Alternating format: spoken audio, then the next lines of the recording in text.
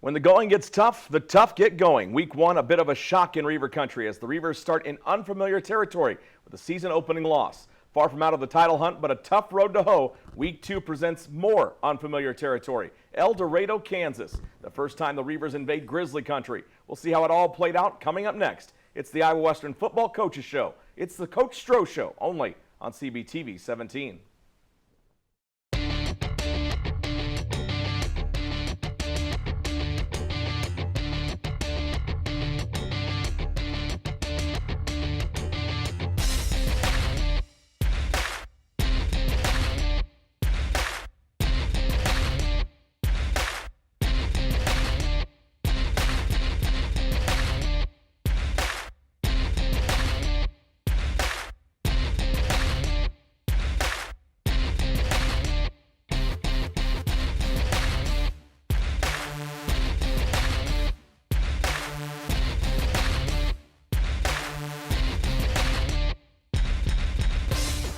Week 2 of the 2015 football season. We knew it was going to be a tough stretch 2 years ago when this schedule was released. Jake Ryan with head football coach Scott Strohmeier. Coach, I know you've got kids. I don't know if you've seen the Harry Potter movies or not, but in order to be in the little clique that you get put in, they have a choosing hat. And they draw it out and it says, oh, you've got this. Well, look, it's almost like the first year they were like, let's give it to Iowa Western easy the first year of the Jayhawk, and then we'll go ahead and schedule them on the road and they'll have to pay that soul that they offered up in order to have everybody at home the first year. This year, the top 4 predicted finish in the Jayhawk, you get to meet at their place. Last week it was Coffeyville. Obviously, that didn't go very well. And then you get the Grizzlies in Grizzly country for the first time ever. 3-0 all-time against Butler. First of all, talk about that, Mark, and how impressive that is for a team that's only 7 years old to go in against a perennial power like that and take the first 3 from them in the series. Well, I think, anytime you can beat a storied program like that, and we had some success against them. You know, that 2012 year was obviously a special one. It was the first year that we had them, and then a tight one the next year in the bowl game, 6-0, and then we had them in overtime here last year. So, anytime you can get kind of steers your program around. And to be honest with you, when we started it here, it's not that we modeled it, but I did talk to Troy.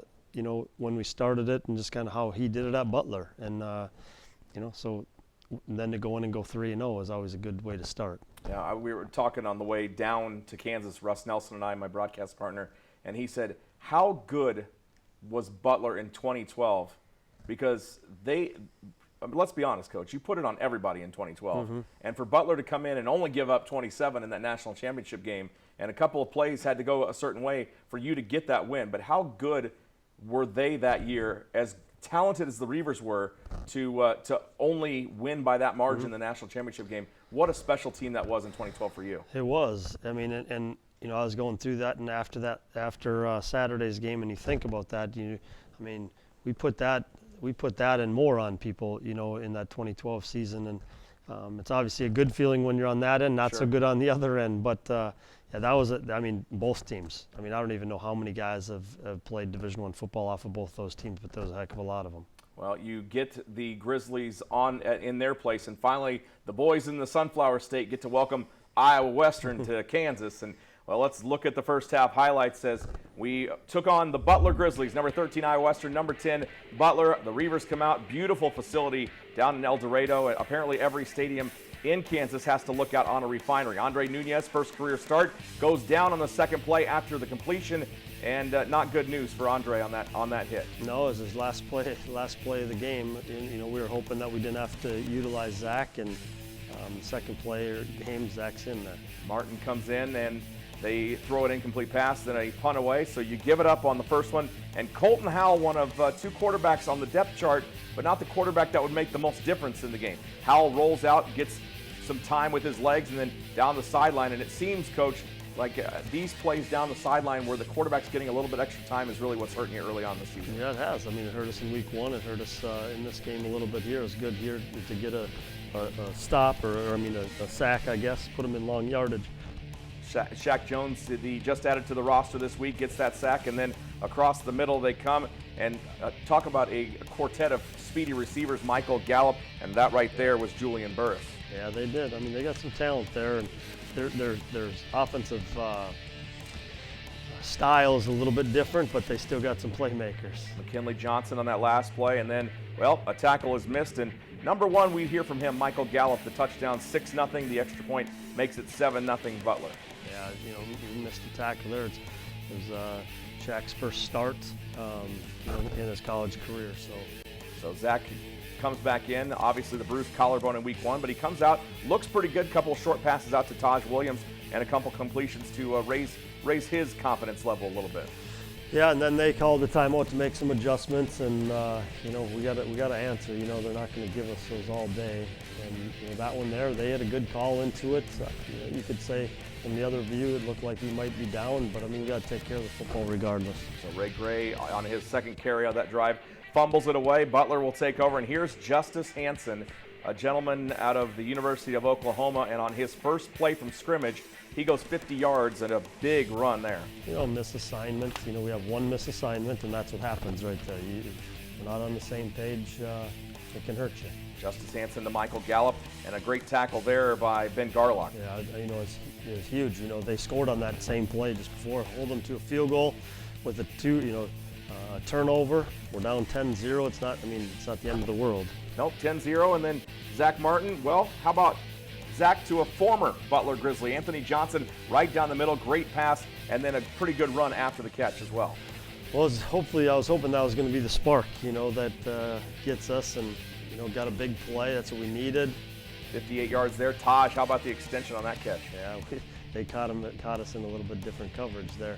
And then maybe one too many times to the well. Morgan steps in front of it. Octavius Morgan, he had a big day, and a good job by Ray Gray bringing him down there. I thought that was going to be down the sideline for 6, but Ray Gray gets the stop. Well, it's just tough. There was a miscommunication between the two. Zach was thinking he was going to break that thing off, and Taj was going to convert it, and that's what happens sometimes. But that one hurt. You're going in to get it to hopefully 10-7 and turn it over to them and get them going. It looks like maybe a holding penalty there that was not called, but we got a personal foul. Rakeem Abdul on the carry there, and there's the personal foul against Iowa Western. Another handoff here. Actually, Justice Hansen fakes the handoff and then tries to scramble. Alton Meeks with the tackle for the Reivers. I think we're playing pretty good defense, and I think we played overall the entire day decent. There's about 5 or 6 missed assignments, mental errors that'll cost you, and a good team is going to take advantage of it. Absolutely. They put the field goal up 13-0. Zach back out on the field, and this one is the one that really hurt. Tipped pass off of the hands of Anthony Johnson, and Octavius Morgan, his second INT of the second quarter. This one he returns for 6 points. Well, at some point you got to stop the bleeding here, and that's what really hurt. That's what's really hurt us here. We had one bad thing happen, and it seemed like it roller coastered to a couple of them, and now we're in a bad position. So 19-0 after the missed extra point, and the Reivers get the ball back. Ray Gray, now it's Martin, flips out Tyus Mason, trying to get him involved, and Butler pretty good at converging to the football. Yeah, they do. That's their MO. They hustle to the ball, and we try to go down the field again, give that kid his 3rd interception. I don't know if it's his 3rd right now, but I know he ends up with 3. 3 and 5 passes what it was, and 2 of them were of the tip variety. So he was fortunate on 2 of them. That one off the hands of Malcolm Moore, and then, well, it's Butler back out of the field, and they just Justice Hansen, I tell you what, happy feet, but he got the job done. Yeah. And he didn't play week 1. We didn't even. we knew he was on the roster, but he didn't play at all in the first game. Had no idea, So there you go. 4, I think, of our first 7 possessions, 4 turnovers or something like that. Kobe McCrary in for the touchdown that time. Ray Gray still running hard, gets a couple of jukes and gets to the outside. And dandy run for number 21 for the Reivers. Yeah, it was good right before the half. We got a chance here. Okay, at least maybe to get some life going into halftime. Contact here, Coach. Yeah, there might have been a little bit there that we didn't get none of those. We don't expect them, and but we got to play better than that, and to go in there at 26-0, disappointing. Just that I think in how we responded, we just couldn't stop it. It just if it was offense, defense, whatever. It just kept going downhill. Well, that last drive, the Reivers looking like they might be building some momentum, although failing to score. We'll see exactly what happened in the second half. There's more Stroh Show right after this.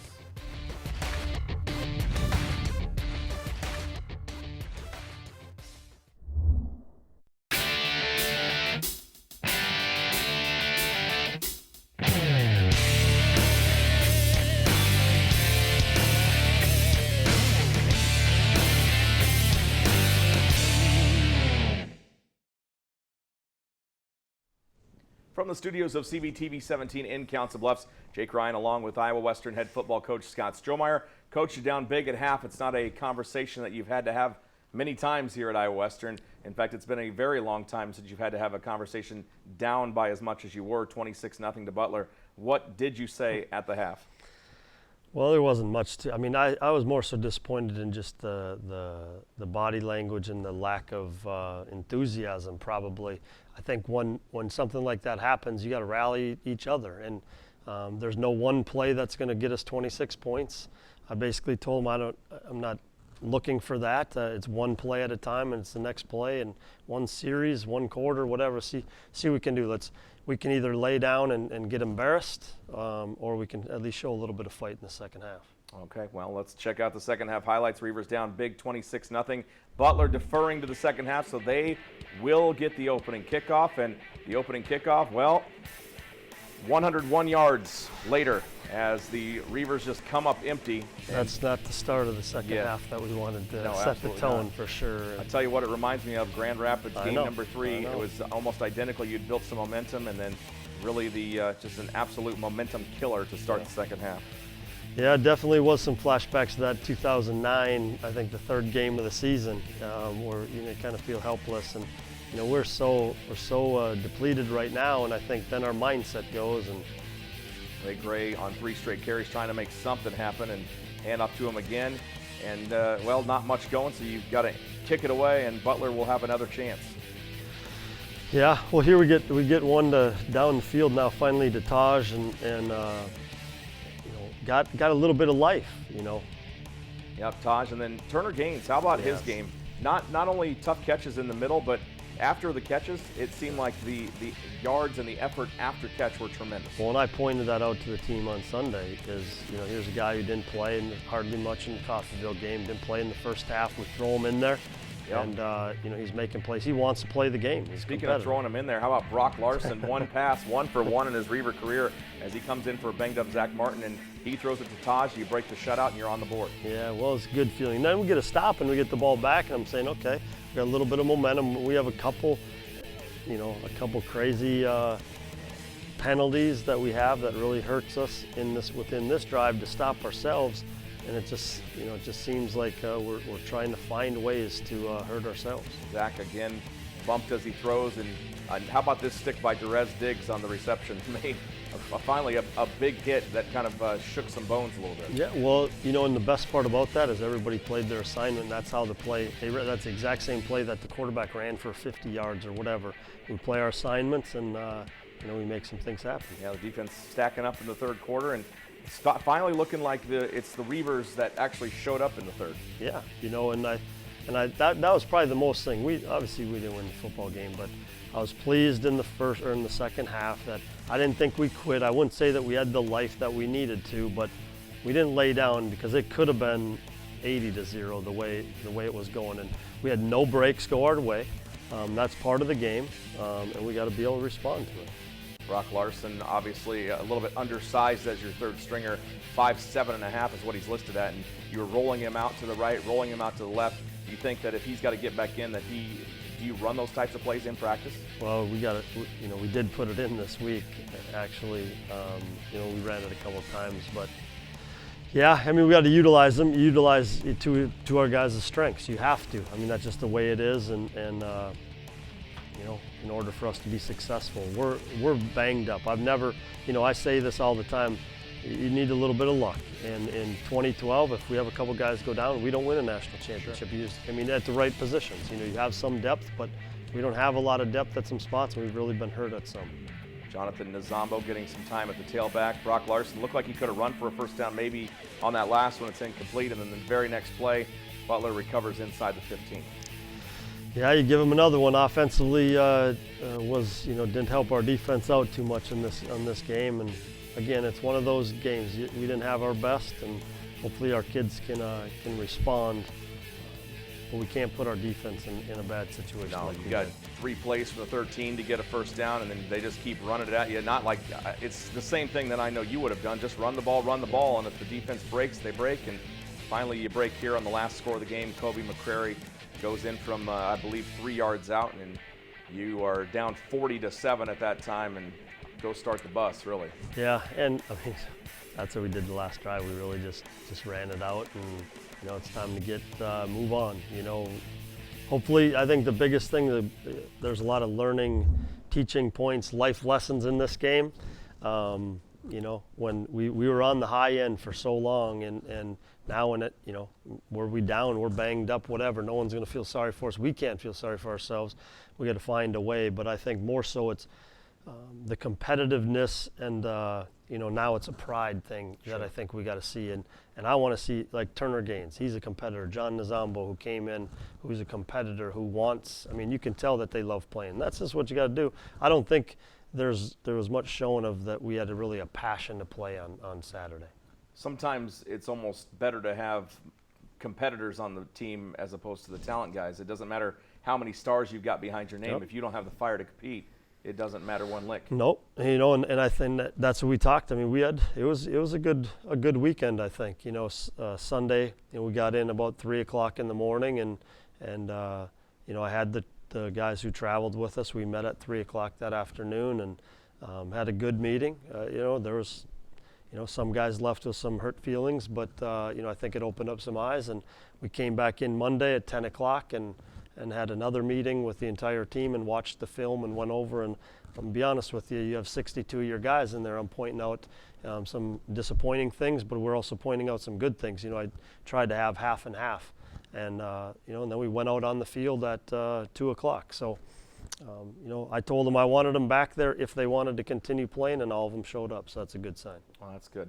How much do you think that this game was affected by the opening week game, if at all? Because obviously you had control of that game, and then Coffeyville with a heck of a comeback. They won that game in overtime, fair and square. But then you get down 10-0 in the first quarter, and those feelings got to be creeping back into the guys' heads. Well, and I think of that, the fourth quarter and then the first 2 quarters, sure. The 3 of the worst quarters I've ever been involved in my entire career, and that's challenging. So that's part of it. You got 18, 19-year-old kids, and all of a sudden it started off, here you go. You're banged up, your quarterback's in, he gets hurt the second play of the game. Your backup, they know he's been banged up. He didn't practice hardly all week. And so now they're already thinking, here we go again. So, I mean, the mental, instead of, okay, guys, we're going to take care of it. We're going to pick you up. You just get what you need to do. We're going to do it. And that's some unknowns on a team. That's the joys of being in this profession, is trying to figure it out. And that's what we're doing. I told them I look at myself and what I need to do, just like I hope you guys do when you come to this week. Well, you look at those stats, the 4 turnovers in the first half, obviously glaring, the fumble in the fourth quarter, game was in hand by then, but you look at just how quick it went downhill. 2 tipped passes and one on a misread assignment between the quarterback and the receiver. I mean, it turned in a heartbeat, but again, turnovers, big story, because you don't have those. Yeah.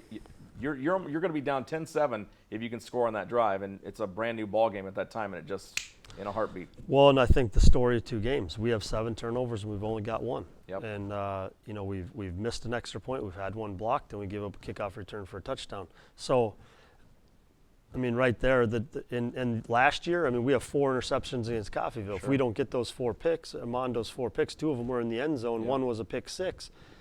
Maybe we don't win that game, right. So it's just that the game of football is, the football gods haven't been on our side, and like I said, there's lots of life lessons, and hopefully, these kids are tough, and hopefully we can get them back on track. And like I said, I'm trying to find ways as well. Each team's different.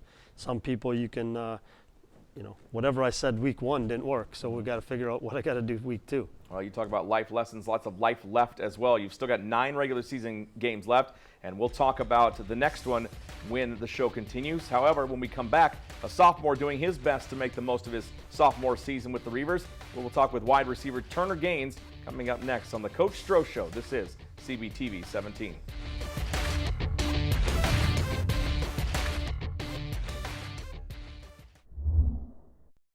Your future is here at CBTV. You're in the game. You take the shots. It's your story. The Media Studies program at Iowa Western. Real reality TV starring you. For more information, go to iwcc.edu. The Coach Stroh Show continues here on CBTV 17. I'm IWTV student Cole McAfee, along with sophomore receiver Turner Gaines, out of Omaha. Turner, welcome to the show. Thank you. Thanks So- for having me. Yeah, it was kind of rough. 0-2 start against Butler. How's the morale right now for the team? Well, the morale, we're getting better. We could tell that in the second half. I mean, we have high hopes for every year, and this year we haven't met the expectations that Iowa Western has, but I think this team is going to be ready to finish the year strong. You haven't yet, but you played 2 teams ranked in the top 25, so you got to give yourselves a little break there. But coming back to practice, how hard are you guys going to work for this upcoming home game against Highland? Well, that's the thing. The past 2 weeks we haven't probably had the best practices we could have had, and I think that's where it all starts. So we got to come out better each day, take a day at a time. For the overall intensity of the practices, how hard do you think it's going to be? Well, Coach Stroh said he has something for us. He said he's going to test our will, and I think that's good for us, but I don't know how excited I am for it, but I Yeah, think we need it. a long week, a long tough week. You're going up against Highland. Do you guys have any expectations against Highland? Or? Well, we go into every week, every game expecting to win, so another week we expect to win, but we just want to come out and have fun, I think, this week and play every play as hard as we can because we haven't been doing that very well. Yeah, and let's go back to Butler. First half wasn't the best. Can you tell me what was your strategy going into the first half? Well, going in the first half, we wanted to show them that we are still Iowa Western, and we want to overpower them, over-tough them. We wanted to be the tougher team, and things weren't going our way, and we kind of gave up on ourselves. So Down 10-0 in the first quarter. Yep. You guys are coming back. You guys throw a heck of a pass, yeah, and you're down in the red zone. And how frustrating was it to end up with that pick? well, it's tough because when you're in the red zone, you want to score every time. You guys score every time to win, but things weren't going our way, and that was another setback. But I think you could tell we got down on ourselves after that, and that we can't do that. We can't let stuff like that bother us. And the second half was a little bit better than the first half. You guys kind of tweaked some stuff. Yep. How do you guys think you fared in the second half? Well, I think that's the Iowa Western team that you guys should be ready for the rest of the year. We're going to come out and just play hard. That's what we did. That's what we talked about. Play each snap as hard as you can, and I think we can improve our game. Going to the quarterback situation, Nunez was down. Now Martin's injured or Yeah. sore. Yeah. Do you have any input on the quarterback situation? Well, I have nothing more than everybody else knows, honestly. That's part of the team, but I know we'll be ready. We'll find somebody that's ready. We want to keep kids safe, though, and hopefully we find something. If that person happens to be Brock Larson, are you confident with Brock Larson? I'm confident with anybody on our team to play any position. I think anybody can get the job done. What's your expectation for Saturday's home game against Highland? Expectation is I want to challenge my whole team to come out and play as hard as they can each snap of the ball. And if that gets us a win, it gets us a win. If we lose, we lose. But we just want to play and have fun. Well, we look forward up to that matchup against Highland at Lewis Central. Thanks for joining us, Turner. You're welcome. Thank you for having me. Coming up after the break, Jake Ryan and the coach are back to talk about what's new for the Reivers. We'll be right back.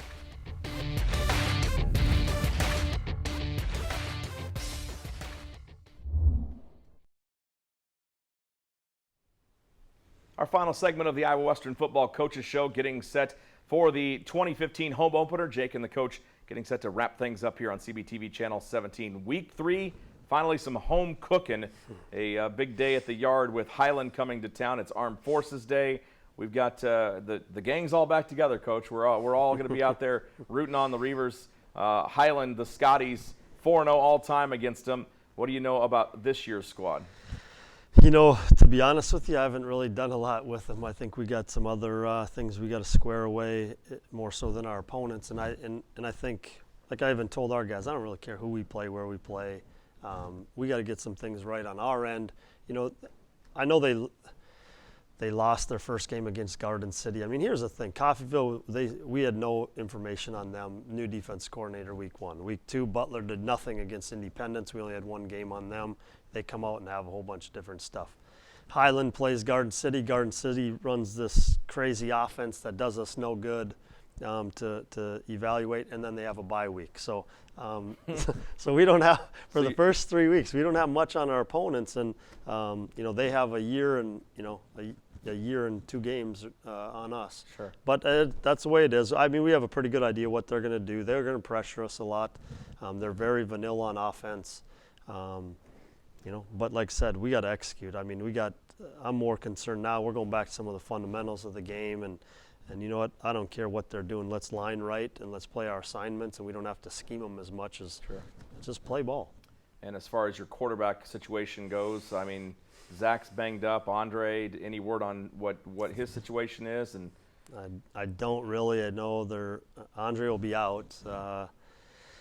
Zach's, I don't know. He went to we all are, right? We got some good news. I think you got an X-ray, so getting an MRI as well, and there might be a little bit something up our sleeve there. That we might be good to come out to the game on Saturday and see. It might be something that we haven't, unusual number back there taking snaps that used to play some quarterback in his high school days. So we're looking at some things. Brock's the only guy right there, and we got Jake Larson, who's a freshman as well. No relation, right? No relation. Yeah. No relation. But so I guess I'm excited though. Even I woke up thinking that I was on a 2-week dream, or that it was a nightmare, I should say. But here we are. We're 0-2.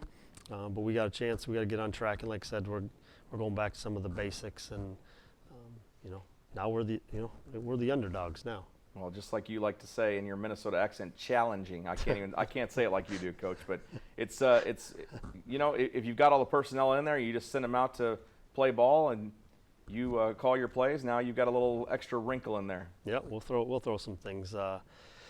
We'll challenge them a little bit and see how we respond. But like I said, I'm more excited today in practice, and see how the guys come out, and if there's some enthusiasm, and it's a resilient group. We do have to get some things to bounce our way for sure. And like I said, sometimes it's better be lucky than good. You need some breaks along the way, staying healthy. You need some balls to bounce in your favor. And in the first 2 weeks, we haven't had any.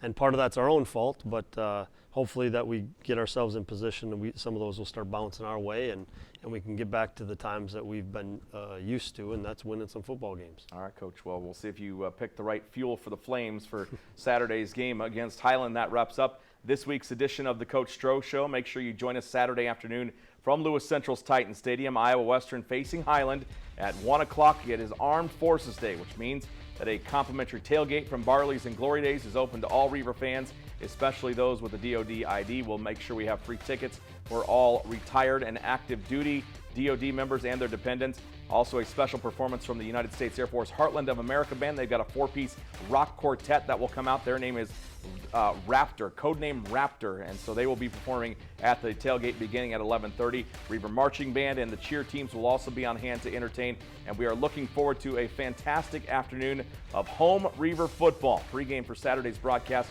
beginning at 12 noon on 89.7 The River, and make sure that you head on out and see this year's Reavers in action. Thanks again to head coach Scott Strohmeier, also sophomore wideout Turner Gaines, and of course our great IWTV crew for putting the show together today. We couldn't do it without them, and of course we couldn't do it without you. You're tuning in, and we thank you every week for doing that. I'm Jake Ryan signing off. Make sure you catch the highlights of all the Reaver games, not only football but also men's and women's soccer, and of course volleyball here in the fall on the Bluff Sports Zone with JJ Davis. We'll talk with you Saturday, and remember to wear your blue, be loud, and go Reavers.